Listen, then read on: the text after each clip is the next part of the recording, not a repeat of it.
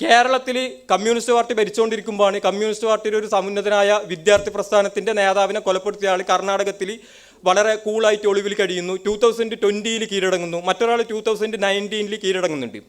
അപ്പോൾ സ്വാഭാവികമായും മറ്റ് പാർട്ടികളോട് കാണിക്കുന്നത് പോലുള്ള ഒരു തിണ്ണമെടുക്ക് പൊതുവിൽ കമ്മ്യൂണിസ്റ്റ് പാർട്ടിക്കാർ എന്ത് ചെയ്യുന്നില്ല, ചില ആൾക്കാരോട് കാണിക്കുന്നില്ല. പ്രതികരണങ്ങളിൽ മിതത്വമുണ്ട്. അതെന്തുകൊണ്ടാണ് എന്ന് ചോദിച്ചു കഴിഞ്ഞാൽ അതിനുള്ള ഉത്തരം വളരെ ലളിതമാണ്. അടീനെ പേടിച്ചിട്ടാണ് എന്നുള്ളതാണ് സത്യം.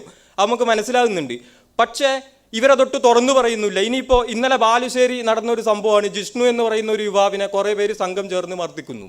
ഈ സംഭവം ആറ്റിക്കുറുക്കി പരിശോധിച്ച് നോക്കുമ്പോൾ നമുക്ക് മനസ്സിലാകുന്നത് ഇതൊരു രാഷ്ട്രീയ പ്രശ്നമേ അല്ല എന്നാണ്. കാരണം പേര് അങ്ങനെയല്ല എന്നുണ്ടെങ്കിലും ജിഷ്ണുവിനെ മർദ്ദിച്ചവരെല്ലാം ഔക്കർ, പോക്കർ, കാതർ ഒക്കെയാണ്. അങ്ങനെയല്ല പേര്, ഞാൻ പറഞ്ഞു എന്നല്ലോ, പേര് ഓർമ്മയില്ലാത്തതുകൊണ്ട്. ഇവർ തമ്മിലുള്ള ഏക സാമീപ്യം എന്ന് പറയുന്നത് ഇവരെല്ലാവരും മുസ്ലിം മത നാമധാരികളാണ് എന്നുള്ളതാണ്. മുസ്ലിം മതനാമധാരി എന്ന് പറയാനുള്ള കാരണം അവർ